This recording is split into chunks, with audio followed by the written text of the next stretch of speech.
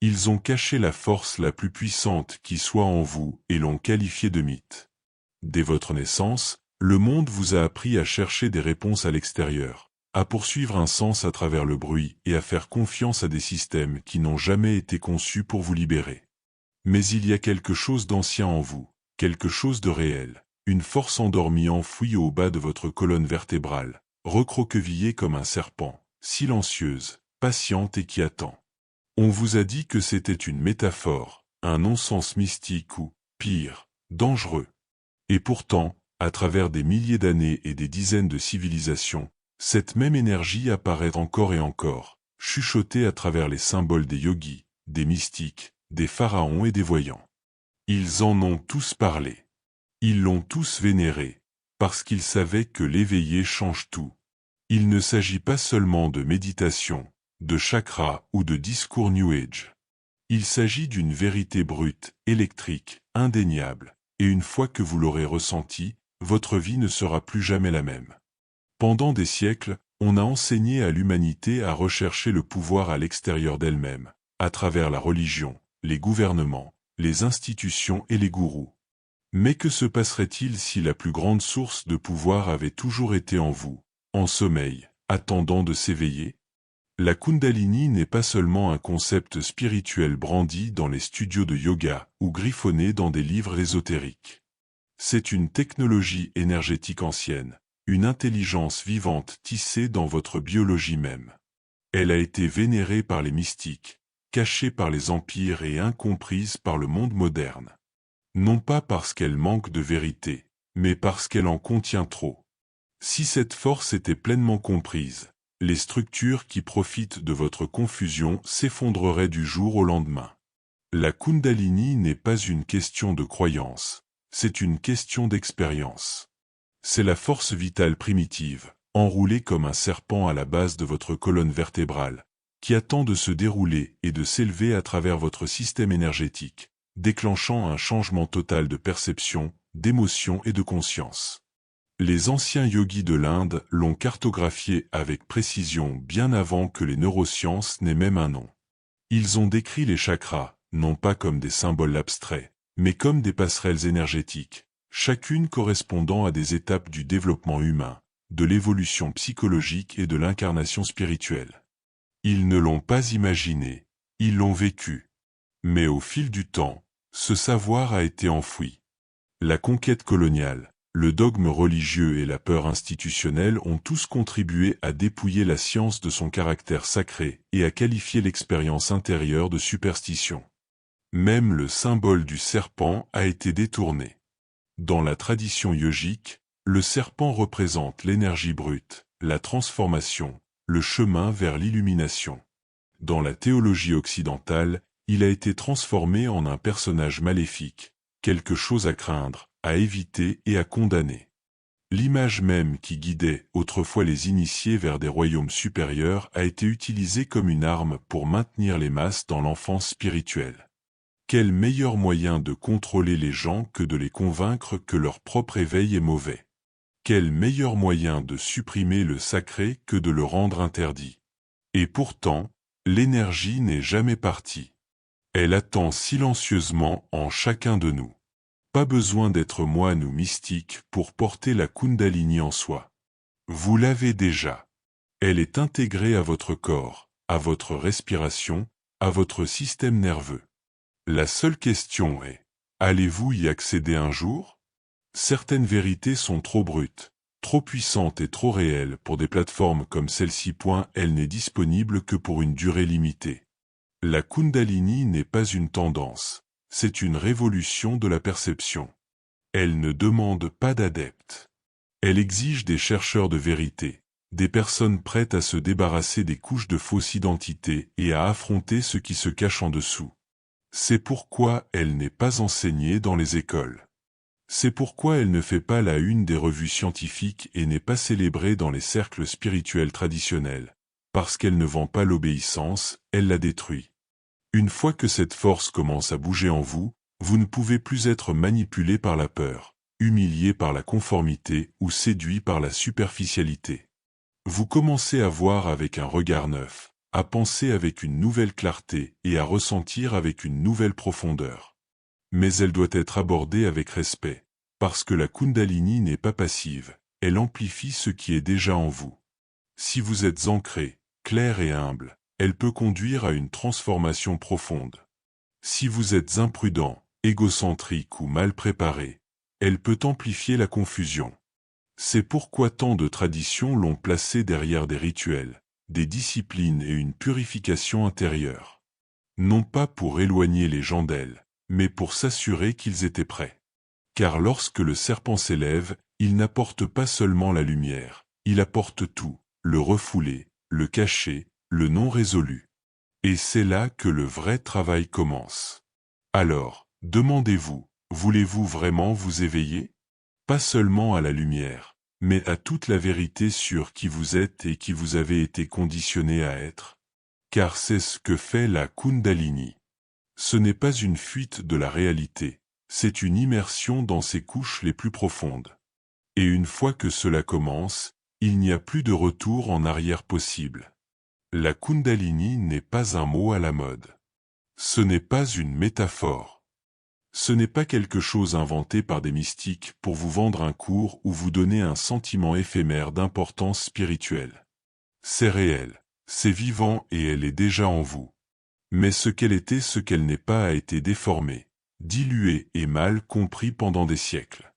Ce qu'on vous a probablement dit sur la Kundalini n'est que la surface. Et dans certains cas, c'est complètement faux, parce que la vérité ne correspond pas parfaitement à l'image spirituelle moderne ou à la psychologie dominante. La vérité est que la Kundalini est l'énergie brute et pure de la conscience elle-même, une intelligence biologique ancienne ancrée dans la forme humaine. À la base, la Kundalini est votre force vitale dans son état le plus pur. Ce n'est pas votre personnalité, ni vos pensées, ni vos habitudes. C'est ce qui alimente tout cela. Elle se trouve enroulée à la base de votre colonne vertébrale, à un endroit appelé le chakra Muladhara dans la philosophie yogique. Mais ce n'est pas un langage symbolique, c'est un code anatomique et spirituel. Elle est là, en attente, tissée dans votre système nerveux et vos réponses endocriniennes, silencieuse mais prête. Et lorsqu'elle s'éveille, elle se met en mouvement, pas de manière aléatoire ou chaotique, mais à travers l'architecture subtile de votre corps, activant toutes les parties de vous-même qui étaient endormies, votre intuition, votre perception, vos émotions, votre mémoire, voire votre biologie. Mais c'est là que cela devient dangereux. Non pas la Kundalini elle-même, mais ce qu'on nous a appris à croire à son sujet. Dans une grande partie de l'Occident moderne, la Kundalini est présentée comme un produit. Vous la voyez sur la couverture des magazines, dans des ateliers promettant l'illumination instantanée, dans des cours qui prétendent que vous vous sentirez activé en un seul week-end. Ce n'est pas l'éveil, c'est une performance. Le véritable éveil de la Kundalini n'est pas un moment culminant, c'est un processus. Et souvent, ce n'est pas glamour. Il n'est pas propre, ni commercialisable, ni instantanément instagrammable. Car le véritable éveil signifie être déchiré. Il signifie l'effondrement de tout ce qui est faux. Il signifie abandonner l'image que vous avez soigneusement construite de vous-même, ce que vous pensez être, ce que vous croyez et même ce que vous craignez. C'est ce que fait la Kundalini. Elle brise l'illusion de qui vous étiez afin de révéler qui vous avez toujours été. Ce n'est pas une vague d'euphorie ou un état mystique. Ces choses peuvent se produire en cours de route, mais ce n'est pas le but. La Kundalini n'est pas là pour vous divertir. Elle est là pour vous transformer, et la transformation est rarement confortable. Cette énergie mettra tout à nu, votre douleur, vos traumatismes, vos attachements, votre ego. C'est pourquoi elle a été protégée dans les traditions sacrées avec une telle discipline. Elle n'a jamais été destinée à être commercialisée à grande échelle. Elle était destinée à être respectée. Et non, elle n'est pas réservée aux moines ou aux gourous.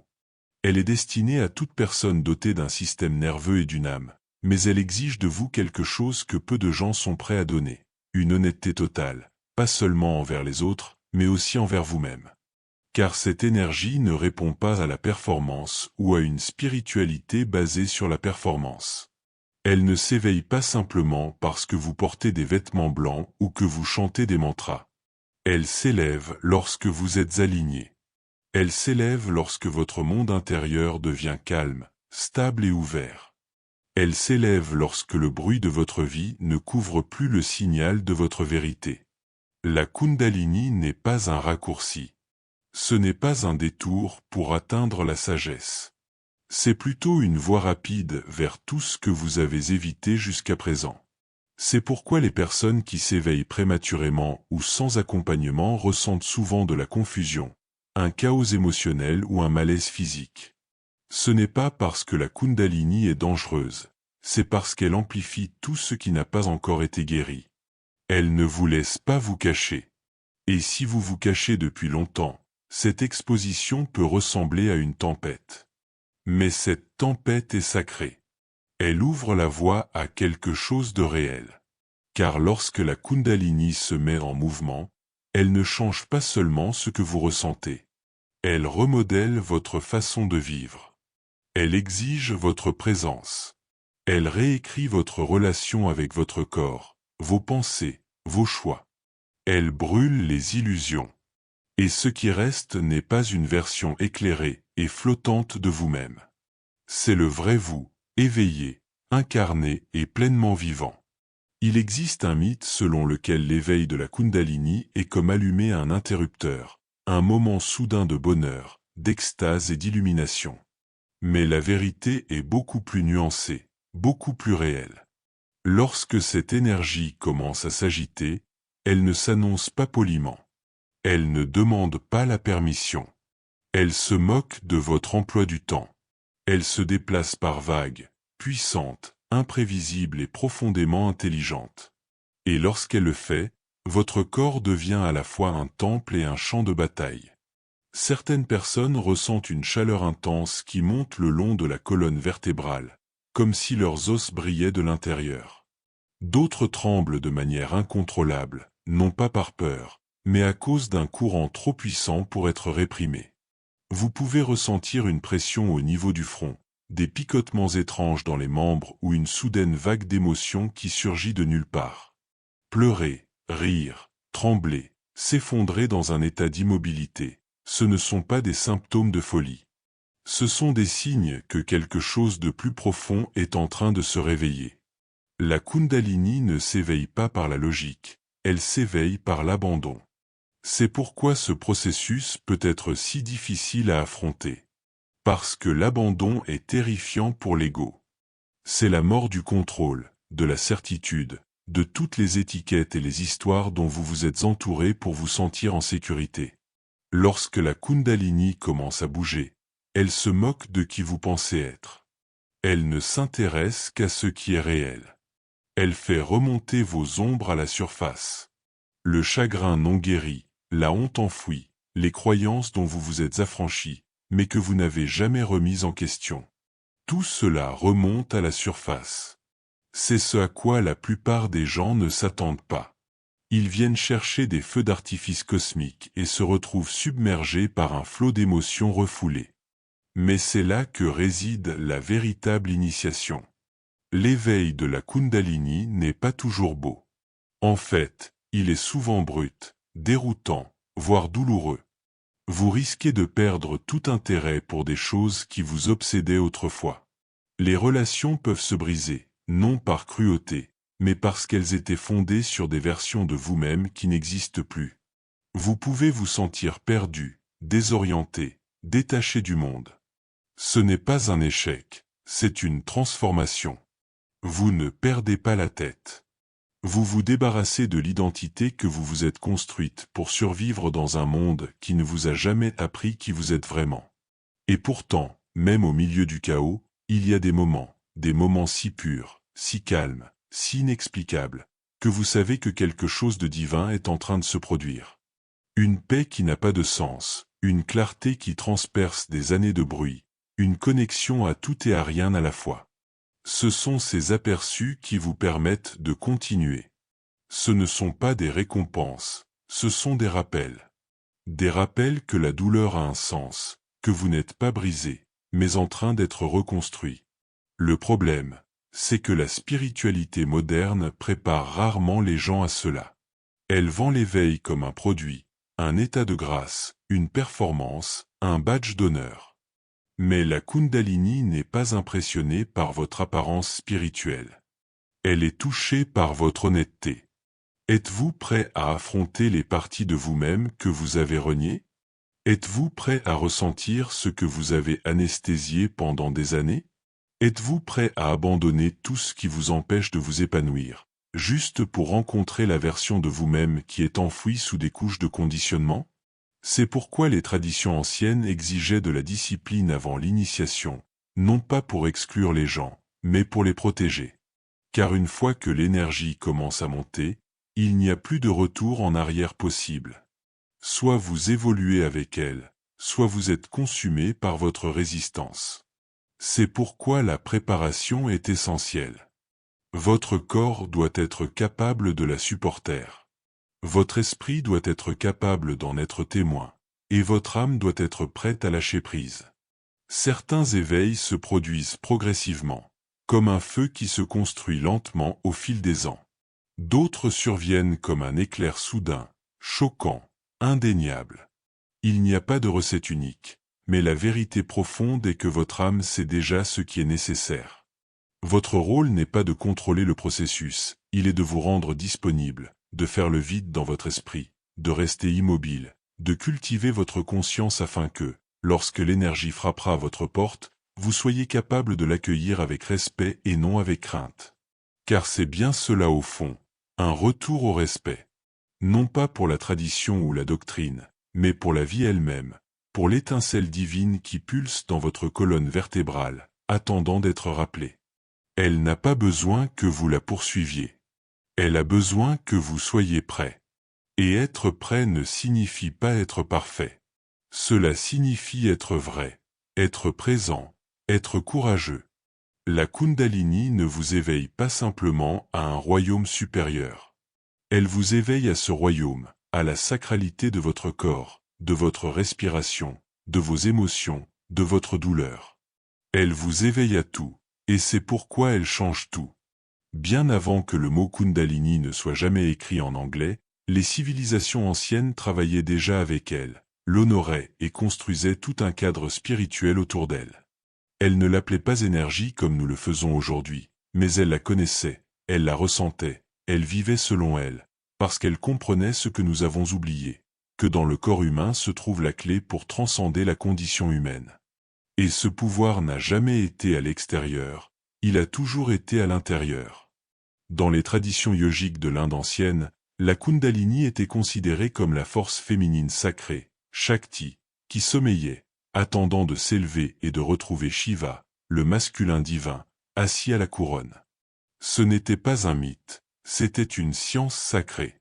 Tout le système des chakras, des nadis, des mantras et des mudras a été conçu pour soutenir cette résurrection intérieure. Les yogis s'entraînaient pendant des années, parfois des décennies, dans le silence, la discipline et la dévotion. Non pas pour atteindre un statut, mais pour préparer leur corps à cet éveil. Ils ne cherchaient pas à s'évader. Ils cultivaient la capacité de retenir l'énergie divine sous une forme humaine. Mais l'Inde n'était pas seule. Les symboles apparaissent dans toutes les cultures, sur tous les continents et à travers les millénaires, de manière trop cohérente pour être une coïncidence.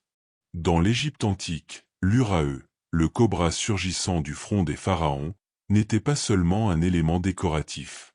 Il représentait la conscience éveillée, l'énergie du serpent enroulé qui s'élevait le long de la colonne vertébrale et activait le troisième œil.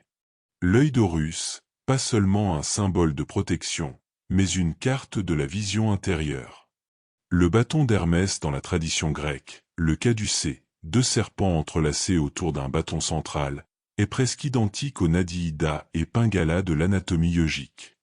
Et dans le christianisme gnostique primitif, bien avant que les conciles ecclésiastiques ne réécrivent le récit, il y avait des murmures sur le féminin sacré, Sophia, comme source de la sagesse divine intérieure. Cette connaissance n'était pas séparée par la géographie. Elle était codée dans des symboles, cachée dans des mythes, transmise à voix basse à travers des générations de mystiques, de guérisseurs et de chercheurs. Mais peu à peu, quelque chose a changé. À mesure que le pouvoir se centralisait, la vérité s'est fragmentée. Ceux qui avaient accès à cette connaissance la gardaient précieusement dans des écoles mystiques, où elle se voyait volée et déformée. Le féminin a été diabolisé, le serpent est devenu un symbole du mal. Le corps sacré est devenu honteux, et l'énergie divine en nous a été repoussée dans l'ombre.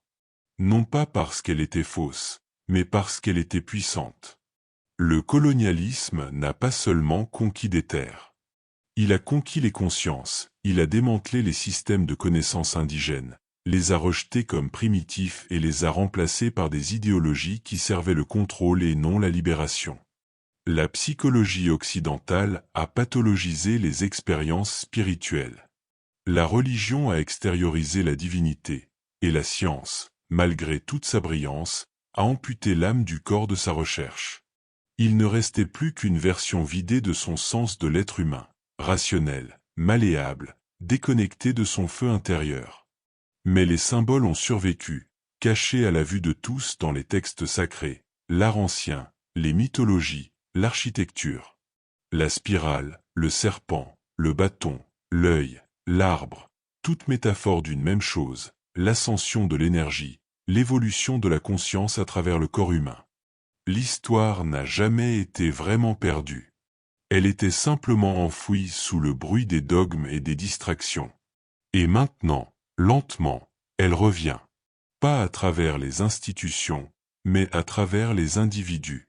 Les gens ressentent à nouveau des remous, des rêves, des sensations, des éveils spontanés. Ils se souviennent de ce que leurs ancêtres ont vécu, que nous n'avons jamais été destinés à rester endormis. Que cette vie, ce corps, ce souffle, tout cela fait partie du plan. Vous n'avez pas besoin de devenir quelqu'un d'autre pour vous éveiller. Vous devez vous souvenir de qui vous étiez avant d'oublier. L'histoire cachée de la Kundalini ne concerne pas seulement le passé, c'est un miroir du présent. Elle nous montre ce qui nous a été volé et ce qui vit encore en nous. Elle nous rappelle que le chemin vers le haut est ancien, sacré et inscrit dans la structure même de l'être humain.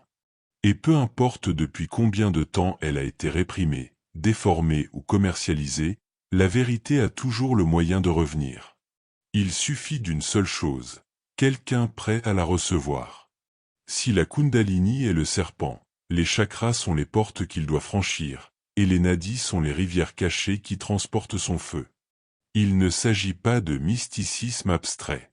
Il s'agit d'une anatomie énergétique cartographiée par des sages il y a des milliers d'années avec un niveau de précision que la science moderne commence seulement à approcher. Le corps, tel que nous le connaissons, n'est pas seulement fait de chair et d'os. C'est un champ de conscience multidimensionnel, et les systèmes de la Kundalini sont le plan qui permet de l'activer. Il existe plus de 70 000 nadis, des canaux d'énergie subtils qui sillonnent le système humain comme une toile invisible. Parmi ceux-ci, 3 sont considérés comme les plus vitaux, Ida, Pingala et Sushumna. Ida circule le long du côté gauche de la colonne vertébrale, lié à la lune, au féminin, à la force refroidissante. Pingala circule sur le côté droit, associé au soleil, au masculin, à la chaleur. Mais le véritable mystère réside dans le Sushumna, le canal central qui traverse la colonne vertébrale. C'est par ce canal que la Kundalini s'élève lorsque l'équilibre intérieur est atteint, lorsque la dualité se dissout et lorsque l'esprit ne bloque plus le courant. À mesure que le serpent s'élève, il traverse les chakras, des centres d'énergie tournoyants situés à des points clés le long de la colonne vertébrale. Mais ce ne sont pas des décorations pour les publications Instagram. Chaque chakra est une interface complexe entre l'esprit, le corps et l'âme. Le chakra racine régit la survie. Le chakra sacré régit les émotions et la créativité. Le plexus solaire traite de l'identité et de la volonté. Le cœur renferme la compassion et la connexion. La gorge régit la vérité et l'expression. Le 3e œil ouvre la vision et l'intuition. Et le chakra couronne, au sommet, est la porte d'accès au divin. Mais voici ce que peu de gens vous diront. L'éveil des chakras ne se résume pas à visualiser des couleurs ou à répéter des affirmations. C'est un processus de démantèlement. Lorsque la Kundalini active un chakra, elle ne se contente pas de le bénir, elle le nettoie. Elle expulse ce qui le bloque. C'est pourquoi les gens rapportent des émotions intenses, des rêves vivants et des sensations physiques. Ce ne sont pas des effets secondaires. Ce sont des signes que l'ancien conditionnement, la répression émotionnelle, les traumatismes et les croyances limitantes sont en train d'être brûlés. La Kundalini n'est pas douce. Elle ne murmure pas. Elle purifie. Chaque chakra correspond non seulement à un organe physique ou à un thème émotionnel, mais aussi à une étape du développement de la vie. Les chakras inférieurs sont liés à la petite enfance, à notre sentiment de sécurité, à nos liens affectifs, à notre individualité. Si ces étapes ont été perturbées, abandonnées ou manipulées, l'énergie reste alors bloquée à cet endroit.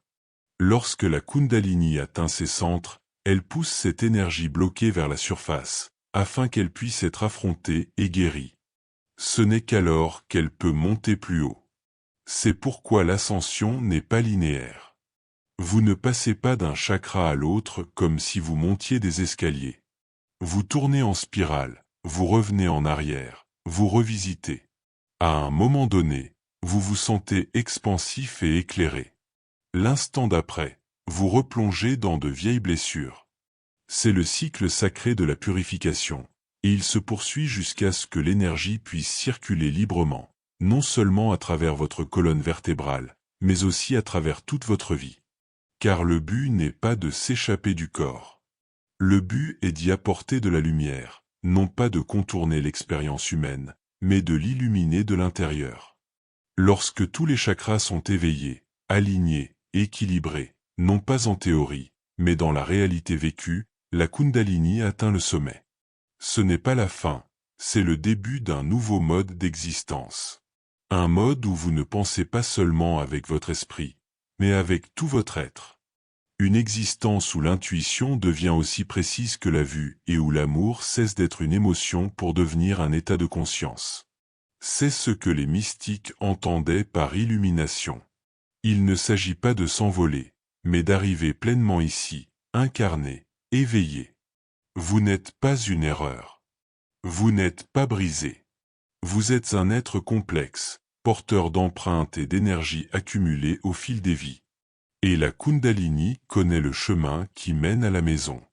Non pas parce qu'il a été enseigné, mais parce qu'il est encodé en vous. Les chakras ne sont pas seulement des portails, ils sont votre histoire, votre carte, votre clé. Et dès que vous cessez de chercher le pouvoir à l'extérieur de vous-même et que vous commencez à prendre soin du temple qui est en vous, cette histoire commence à s'éveiller.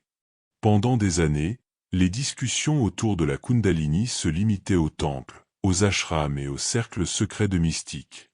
Elle était rejetée par la science dominante comme une fantaisie ou une métaphore pseudo-spirituelle. Trop mystique pour être réelle, trop ancienne pour être crédible. Mais peu à peu, quelque chose a changé. Avec les progrès technologiques et l'apparition d'outils permettant de mesurer l'invisible, la science a commencé à se heurter à des vérités dont les yogis parlaient depuis des millénaires. On ne pouvait plus l'ignorer indéfiniment, car ce qu'ils appelaient prana, chi ou kundalini, nous le comprenons aujourd'hui en partie sous forme de champs électromagnétiques, d'activités neuronales et de charges bioélectriques. Le langage est différent, mais la réalité converge. Votre corps n'est pas seulement une machine biologique, c'est un système énergétique vivant, réactif et intelligent. Chaque cellule vibre d'énergie. Votre cœur émet un champ électromagnétique qui peut être mesuré à plusieurs mètres de votre corps. Votre cerveau ne fonctionne pas seulement de manière chimique, mais aussi de manière électrique, émettant des fréquences qui varient en fonction de votre état de conscience. Il ne s'agit pas d'une science marginale, mais d'un fait mesurable et observable. Cela nous permet de mieux comprendre comment quelque chose comme la Kundalini peut exister, non pas comme un mythe, mais comme une forme d'énergie que l'Occident n'a tout simplement pas réussi à nommer. Les états des ondes cérébrales offrent un aperçu essentiel. La plupart des gens vivent en état bêta, l'état de conscience éveillée, de réflexion, d'analyse et d'action. Mais lorsque vous vous détendez, que vous vous adonnez à la méditation ou même à une créativité profonde, votre cerveau passe en état alpha, θ ou delta. Ces fréquences plus lentes permettent d'accéder au subconscient, de libérer des émotions et d'avoir des intuitions profondes. Lors de pratiques spirituelles profondes ou d'éveil spontané, de nombreuses personnes rapportent entrer en état gamma, un état de fréquence cérébrale élevée associé à la félicité, à la conscience de l'unité et à une perception accrue. Ce que les mystiques décrivent comme l'unité ou l'union divine, la science l'enregistre comme une activité neuronale modifiée. La Kundalini semble agir comme une mise à niveau biologique, intensifiant la perception, reconnectant les réponses émotionnelles et améliorant la sensibilité du corps à l'énergie. Des études en neurothéologie et en psychologie transpersonnelle ont commencé à documenter ce que les praticiens savent depuis longtemps. Les expériences spirituelles laissent des traces physiologiques. La respiration modifie la chimie du sang. La méditation reconnecte la matière grise. La libération des traumatismes réécrit les schémas émotionnels. Un pont est en train de se construire, et l'esprit scientifique commence à le traverser. Il y a ensuite le système nerveux. Le nerf vague, souvent appelé nerf de l'âme, relie le cerveau aux fonctions essentielles du corps, telles que le rythme cardiaque, la digestion et la respiration. Il joue un rôle central dans la régulation émotionnelle et est très actif chez les personnes qui pratiquent une méditation profonde ou une spiritualité intense. De nombreux symptômes de l'éveil de la Kundalini, tels que les tremblements, les changements spontanés de respiration, les vagues d'euphorie ou de peur, reflètent ce qui se produit lors de l'activation du nerf vague. Ce n'est pas une coïncidence. Les anciennes cartes yogiques décrivaient le même phénomène en utilisant le langage dont elles disposaient. Ce que nous appelons aujourd'hui la neuroplasticité, elles le vivaient comme une transformation énergétique. Certains chercheurs ont exploré la Kundalini dans le contexte de la moelle épinière et du liquide céphalorachidien. Le liquide qui baigne votre cerveau et votre colonne vertébrale n'est pas inerte. Il pulse, il transporte des nutriments, des hormones, et selon certains, des informations. Certaines techniques de méditation visent à faire circuler ce liquide de manière intentionnelle, stimulant ainsi l'activité de la glande pinéale et améliorant la perception. Le serpent qui s'élève, ce n'est peut-être pas si éloigné de la réalité de l'énergie et de la dynamique des fluides qui remontent le long de la colonne vertébrale, illuminant les centres sur leur passage. Bien sûr, la science a encore du mal à appréhender tout ce qu'elle ne peut pas mesurer, disséquer ou reproduire. La Kundalini ne s'inscrit pas dans le cadre d'une expérience de laboratoire, car il ne s'agit pas d'une expérience universelle. Elle est personnelle, imprévisible, profondément intime, mais cela ne la rend pas moins réelle. Cela la place simplement au-delà du champ d'application actuel de la pensée réductionniste. Et c'est peut-être là tout l'intérêt. Peut-être que la Kundalini est destinée à briser les moules, non seulement en nous, mais aussi autour de nous.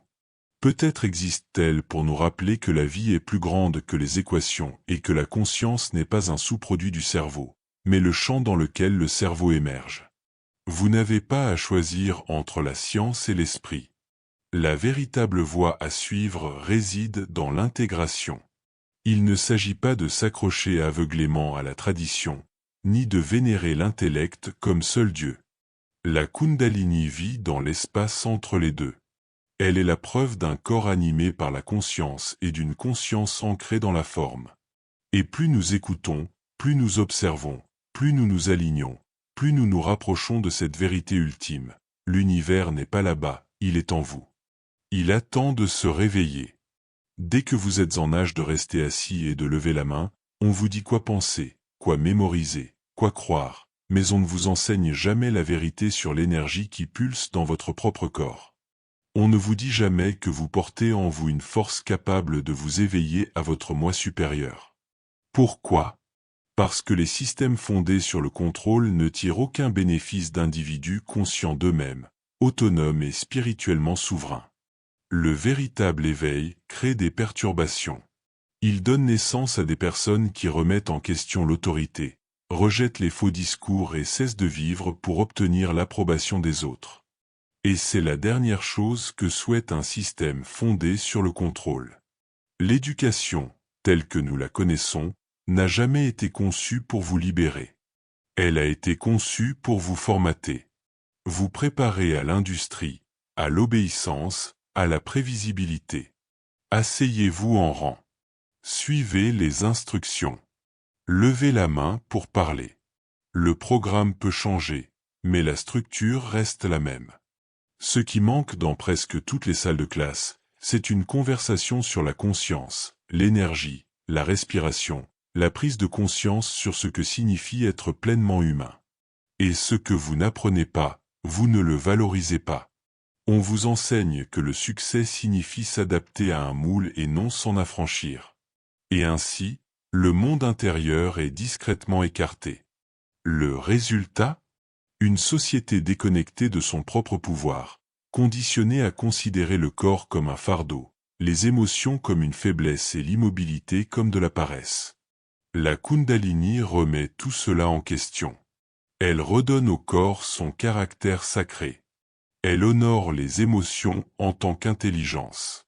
Elle élève l'expérience intérieure au rang d'expérience valable et vitale. Et ce type de pensée est dangereux pour un système qui prospère grâce au contrôle extérieur.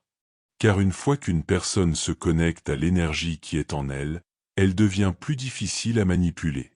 Elle cesse d'être séduite par des promesses vides. Elle cesse de s'engourdir avec des distractions. Elle commence à écouter la vérité qui est en elle et à agir à partir de là. Et ce type d'alignement, c'est révolutionnaire. C'est pourquoi la Kundalini a été cachée, ridiculisée et incomprise en Occident, non pas parce qu'elle est fausse, mais parce qu'elle est puissante. Les institutions occidentales, qu'elles soient académiques, religieuses ou politiques, ont systématiquement supprimé le sacré du quotidien. Elles ont séparé l'esprit du corps et l'esprit de la science. Ce faisant, elles ont créé une culture technologiquement avancée, mais spirituellement affamée. Nous avons plus d'accès à l'information que jamais, mais très peu de sagesse.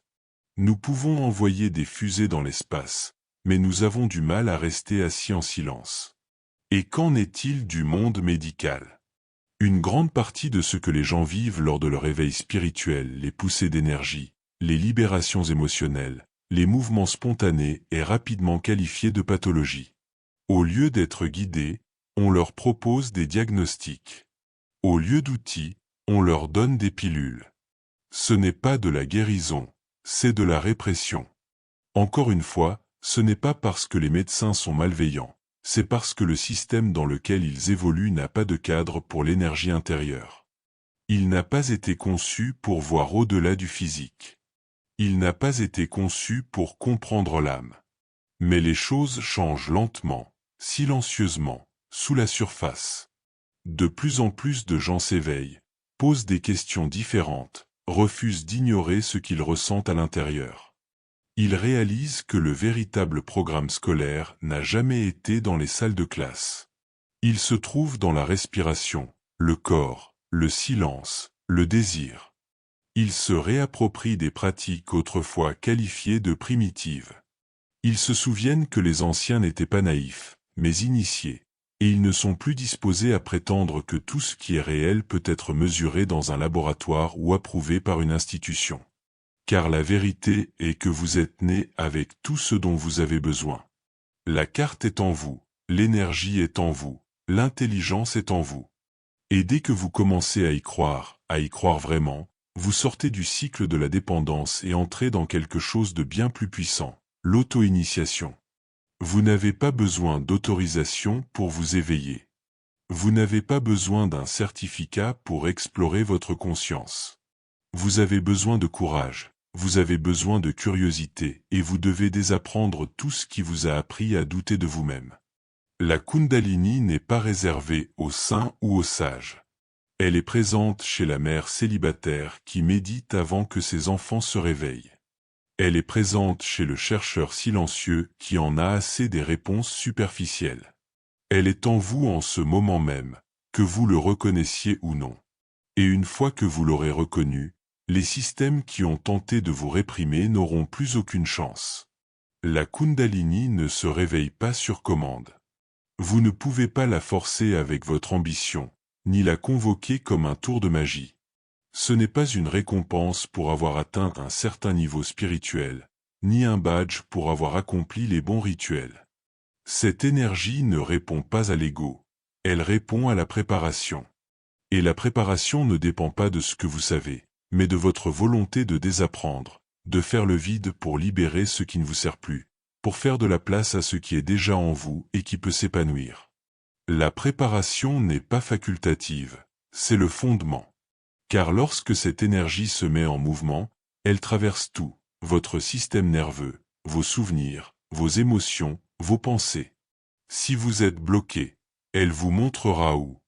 Si vous êtes rigide, elle vous confrontera.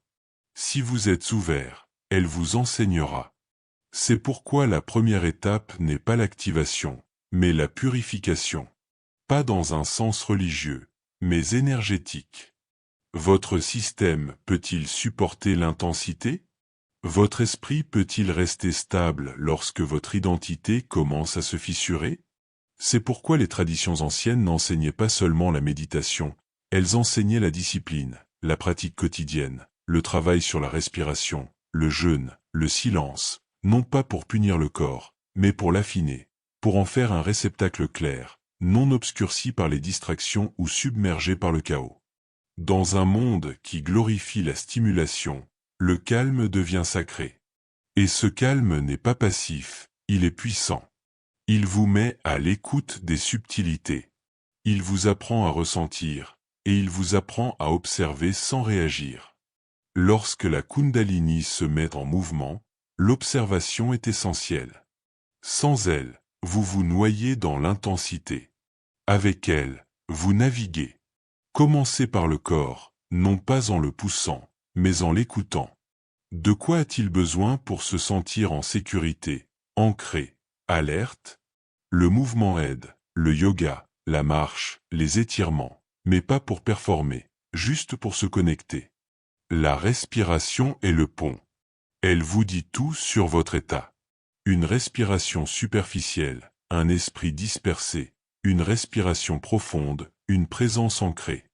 Apprenez à respirer consciemment. Pas seulement lorsque vous méditez, mais lorsque vous vivez. La conscience ne commence pas sur un coussin. Elle commence à chaque instant où vous choisissez de revenir à vous-même. Sur le plan émotionnel, la préparation signifie l'honnêteté. Pouvez-vous dire la vérité sur ce que vous ressentez? Pouvez-vous supporter l'inconfort sans essayer de le réparer? Êtes-vous capable de pardonner les parties de vous-même que l'on vous a appris à cacher? Cette énergie fera remonter à la surface tout ce que vous refoulez, non pas pour vous punir, mais pour vous libérer. Mais la libération n'est pas lumière sans ombre. Si vous ne recherchez que le bonheur, vous ne recherchez pas la vérité. La vérité englobe tout, la douleur, la joie, la rage, l'amour. Plus vous êtes capable d'accepter, plus vous êtes capable de transformer. Sur le plan mental, la pratique est une question d'humilité. Vous n'êtes pas ici pour contrôler la Kundalini. Vous êtes ici pour vous y abandonner. Cela ne signifie pas être passif. Cela signifie être disponible. Observez vos schémas. Abandonnez le besoin de nommer chaque sensation, d'expliquer chaque changement. Laissez l'expérience vous enseigner. N'essayez pas de la maîtriser. Laissez-la vous maîtriser jusqu'à ce que la maîtrise devienne naturelle et non forcée. Et surtout, abandonnez la précipitation. L'éveil n'est pas une course. Il ne s'agit pas d'arriver quelque part. L'énergie connaît déjà le chemin. Vous devez simplement cesser de la bloquer. Cessez de rechercher des états de plénitude, des élans spirituels ou l'illumination comme une destination. La Kundalini se moque de votre tableau de visualisation. Elle se soucie de votre présence, de votre intégrité, de votre volonté de tout ressentir. Si vous lisez ceci et que quelque chose en vous remue, pas votre curiosité, mais quelque chose de plus profond, de plus calme, de plus certain, c'est un signe. Ce n'est pas que vous deviez poursuivre la Kundalini, mais que vous êtes peut-être prêt à être suffisamment calme pour la rencontrer. La porte est déjà là. Le serpent attend. Tout ce qu'il demande, c'est que lorsque vous vous levez, vous ne reculez pas, que lorsque le feu vient, vous l'accueillez, non pas comme une menace, mais comme un guide. La discipline n'est pas une restriction, c'est un dévouement, non pas à un système de croyance, mais à votre propre devenir. Pas à un gourou, mais au caractère sacré de ce que vous portez en vous. Vous ne vous préparez pas pour un moment. Vous vous préparez pour une vie de clarté, une vie construite, non pas sur ce qu'on vous a enseigné, mais sur ce dont vous vous souvenez. Lorsque la Kundalini s'élève, elle ne change pas seulement ce que vous ressentez à l'intérieur, elle change aussi votre perception du monde extérieur. Elle modifie la lentille à travers laquelle vous interprétez le monde. Les choses qui accaparaient autrefois votre attention commencent à s'effacer. La quête incessante de l'approbation, des possessions ou de la validation commence à vous sembler vaine. Non pas parce que vous êtes devenu indifférent, mais parce que vous vous êtes mis à l'écoute d'une fréquence plus profonde que le bruit de surface. Vous commencez à reconnaître ce qui est réel, ce qui mérite votre énergie et ce qui vous épuise depuis des années sans que vous vous en rendiez compte. C'est la partie de l'éveil dont on ne parle pas assez, l'intégration, le retour. Car après le feu, après le déluge, après l'extase et les effondrements, vient la question silencieuse. Comment vivre maintenant? Et la réponse n'est pas toujours claire. On ne vous donne pas de script, on ne vous donne pas de titre. Vous commencez simplement à évoluer différemment dans le monde, plus lentement, plus intensément, plus doucement, plus farouchement. Vous parlez moins, mais avec plus de poids. Vous écoutez davantage, mais avec plus de profondeur. Vous commencez à remarquer le sacré dans le quotidien. La façon dont la lumière se déplace sur le sol, le rythme de votre propre respiration, la vérité derrière les mots de quelqu'un. La vie cesse d'être floue et devient un miroir. Mais cette nouvelle vision s'accompagne d'une responsabilité. La Kundalini ne vous rend pas meilleur que les autres. Elle vous rend simplement plus conscient, et la conscience apporte des choix. Allez-vous vivre en accord avec vous-même ou trahir ce que vous savez désormais? Allez-vous honorer ce que vous dit votre intuition, même si cela va à l'encontre de vos convictions? Il ne s'agit pas d'être parfait, mais d'être authentique. Il s'agit de vivre d'une manière qui ne renie pas la vérité que vous avez découverte. Le monde continuera de tourner à toute vitesse. Les gens continueront de vous vendre des distractions. Mais une fois que cette énergie s'est éveillée en vous, quelque chose d'irréversible se produit. Vous cessez de croire aux illusions. Vous commencez à ressentir le poids du mensonge. Vous ne pouvez plus faire semblant. Cela ne signifie pas que vous vous retirez de la vie. Cela signifie que vous vous y engagez pleinement.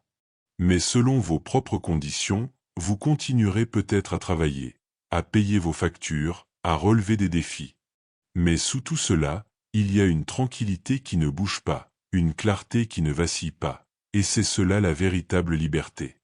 Vivre avec la Kundalini, ce n'est pas fuir la réalité, c'est l'élargir. C'est voir avec plus d'yeux, entendre avec plus d'oreilles, ressentir avec plus de soi-même que jamais auparavant. Vous aurez des moments où tout vous semblera écrasant, parce que vous ne percevrez pas seulement la surface, mais aussi les courants sous-jacents, mais vous vivrez aussi des moments de paix profonde. Non pas parce que la vie est facile, mais parce que vous êtes ancré dans quelque chose d'éternel. L'ego tentera d'en faire une question de statut, d'être spécial. Ne le laissez pas faire. Vous ne vous éveillez pas pour vous élever au-dessus des autres.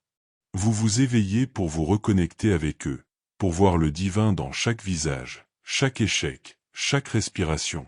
C'est le véritable cadeau de la Kundalini, non pas le pouvoir sur la vie, mais l'union avec elle.